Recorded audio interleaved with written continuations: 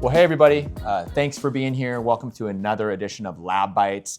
This is our fun series at Carbon where we just, I get to hang out with thought leaders in the industry, and I feel really fortunate that most of these people I actually consider friends. And it's an honor to have you here, BJ. Really, glad to be here. Thank you for your time. So this is Mr. BJ Kowalski from Rowe Dental Lab, and would you tell us a little bit about you, your lab, just whatever you'd like to say about who you are, and just in case somebody hasn't heard of Rowe. Yeah, sure. Rowe is like so many in the dental business. Rowe is a family laboratory, so I'm a second generation laboratory owner. Our lab's going to be, in 2033 we'll be 100 years old of continuous operation. So that's not a lot can say that. Yeah. But we're a full service laboratory. We have multiple locations throughout the country, but most of our work is done in Cleveland, Ohio, which is our core, our base of our employees and innovation, and what we do there is mostly started in Cleveland. And we've tried to be progressive. We try to be on the cutting and unfortunately sometimes bleeding edge of things, but that's how it goes. You gotta make some mistakes before you have a lot of good successes.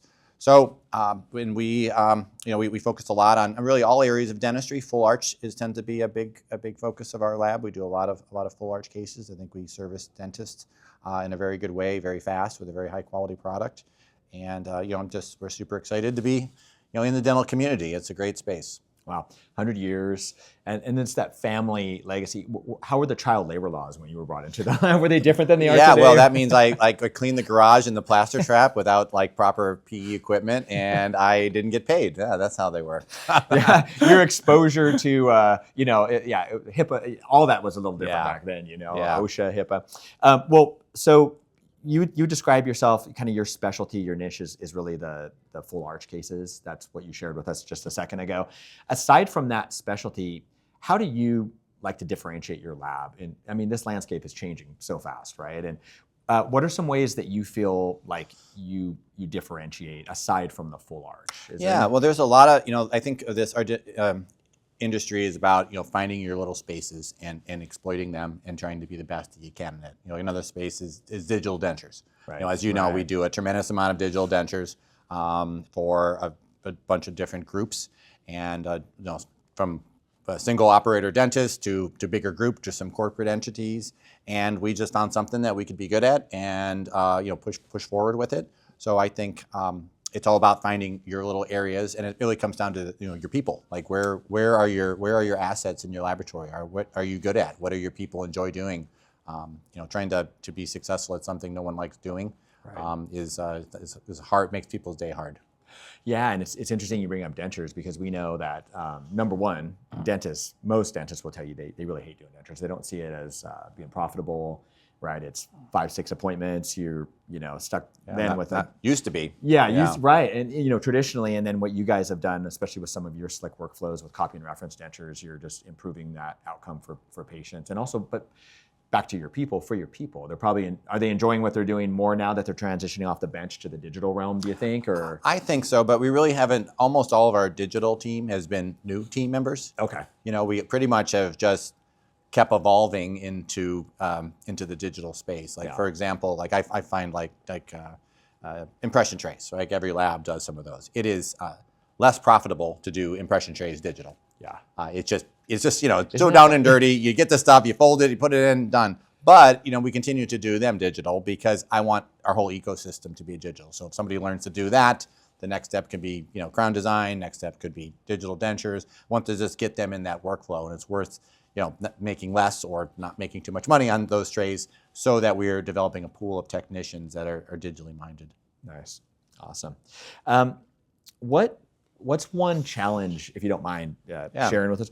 What's one challenge that you feel like you faced at Rowe in 2025? Because we're obviously recording this in kind of early Q1 2026, so we have a timestamp on it. But what's one challenge that you feel like you were facing that you either overcame or that you still are working on coming into 26 here at Rowe?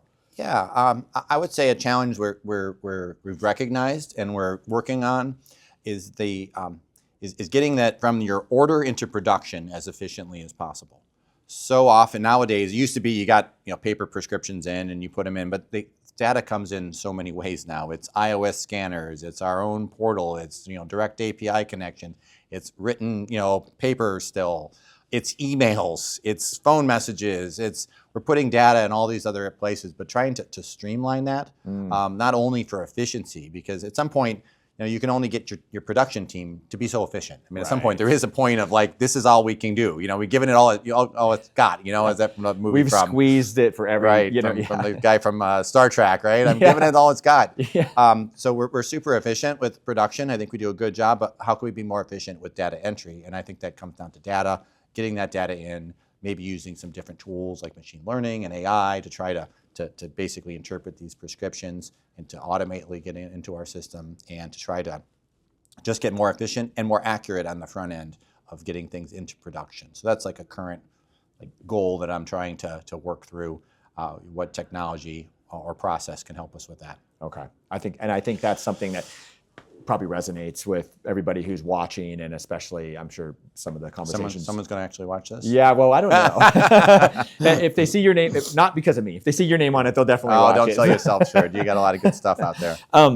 So here's something this is like something I'm really excited to ask you about. And so when I think of you and I think of Ro, I consider you somebody who is, focusing on the business aspect of running a lab is something that is really an art form in and of itself. And I just think that that's something you do very well. So I bounced a lot of ideas off you over the years. Yeah. And I mean that. But so I have the opportunity of working with hundreds of labs here in the US, Canada, and in Europe, as you know, I think. And so many of those labs have told me that for the past year or so, year over year, annual revenue, month to month, however you want to look at it, is flat.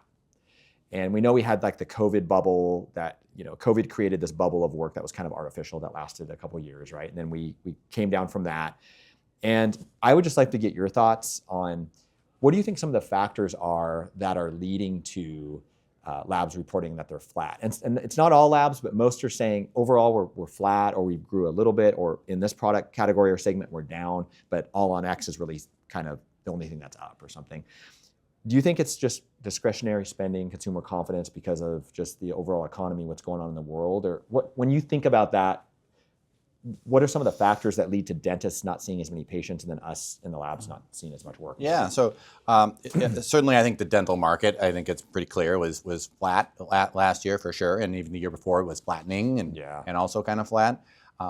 So the interest rates, obviously, we had a spike where money was free for a long time, so people could do dental treatment with super low to no interest. Like, sure, I'll just pay for it later. Yeah. All that went away, so that there's a residual effect of that with those treatment plans slowing down.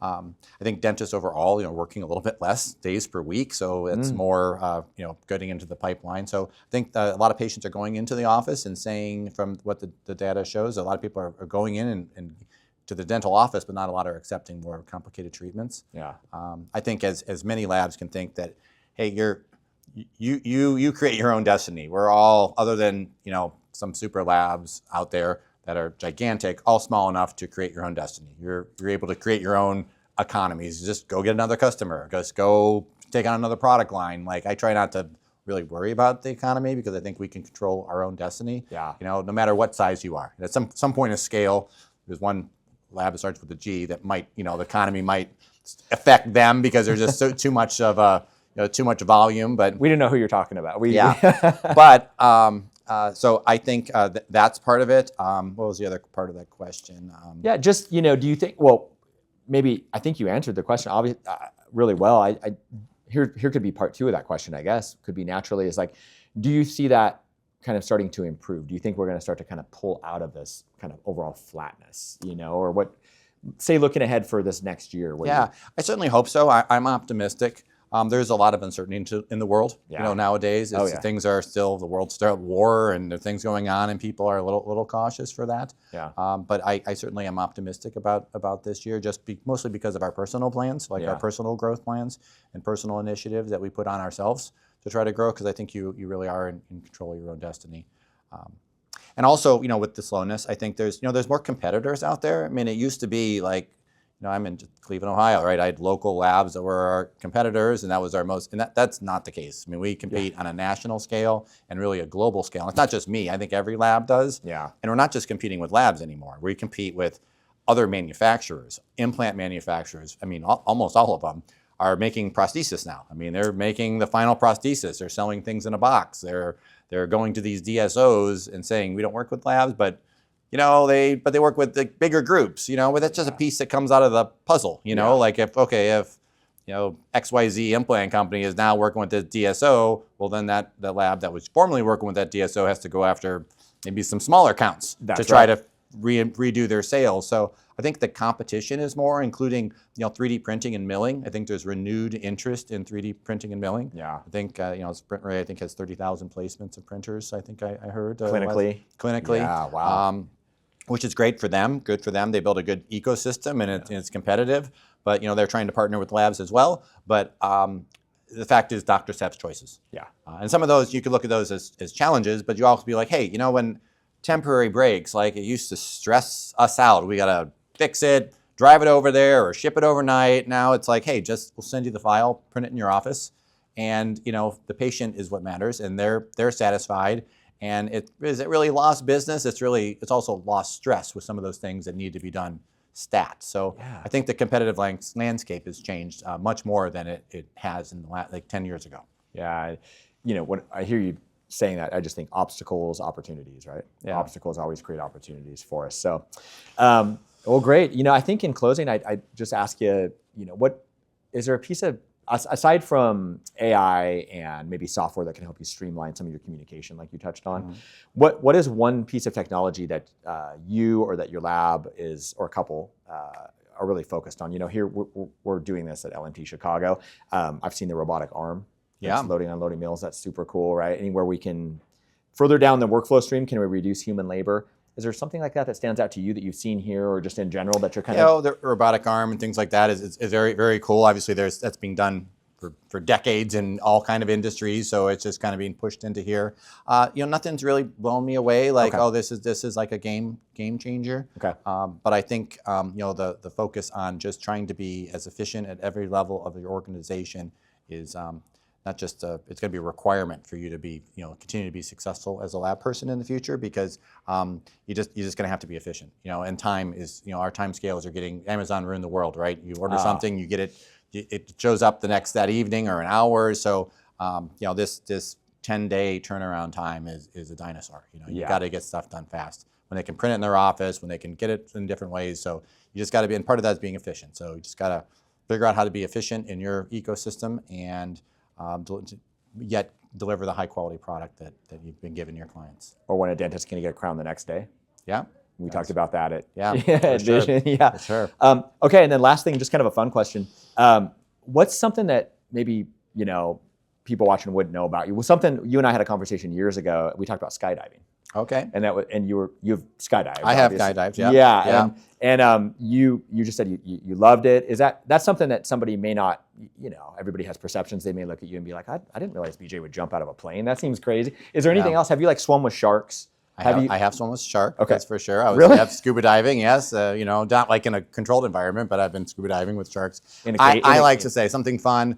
If you're not if you don't get hurt once in a while, you're not having enough fun. You got to just push the envelope. You got to do things, get outside your comfort zone. You got to challenge yourself at any age to keep going forward. I'm sure I'll rescind that statement at some point in my life, but at some point, you gotta go fast. You gotta take some risks. I think in your business life and in your personal life. And I kind of think I like the thrill of doing that. Well, that's awesome.